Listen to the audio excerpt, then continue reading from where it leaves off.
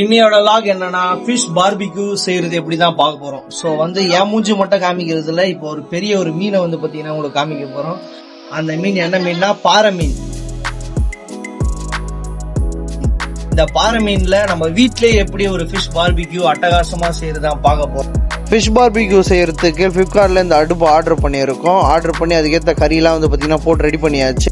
இந்த fish barbecue செய்யறதுக்கு ingredient note பண்ணிங்க சொல்றேன். மஞ்சாத்தூள், மிளகுத்தூள், தனியாத்தூள், மிளகாத்தூள், எலுமிச்சப்பழம் சாறு, அதுக்கப்புறம் தேவையான உப்பு, இஞ்சி பூண்டு பேஸ்ட்டு, கொஞ்சம் எண்ணெய், லைட்டாக தண்ணியை ஊற்றி கொஞ்சம் மிக்ஸ் பண்ணிங்க.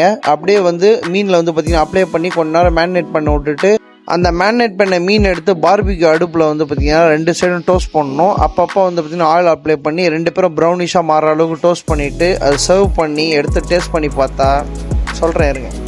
ஃபைனலாக ஃபிஷ் பார்பிக்யூ ரெடி ஆகிடுச்சு. இப்போ எப்படி சாப்பிட்ணுன்னா லெமன் எடுத்து லைட்டாக பிழிஞ்சு அந்த மீன் மேலே ஊற்றி ஒரு பைட் பார்த்தீங்கன்னா அப்படியே எடுத்து சாப்பிட்டீங்கன்னு வச்சிங்களேன், அவ்வளோ ஜூஸியாக இருக்குது, அவ்வளோ டெம்ப்டிங்காக இருக்குது சாப்பிடும் போது. மசாலாலாம் இறங்கி இருக்கு, எல்லாரும் ட்ரை பண்ணி பாருங்க, சூப்பராக இருக்கு. இந்த லாக் உங்களுக்கு பிடிச்சிருந்தா மறக்காம லைக் பண்ணுங்க, ஷேர் பண்ணுங்க, புதுசாக பார்த்தீங்கன்னா சப்ஸ்கிரைப் பண்ணுங்க. இது மஜா கம்மாலு சொல்றதை கேளு யூஸ் ஆஃப் ஐடி லாகுக்கு லைக் போடுங்க. துலோ பை பாய்.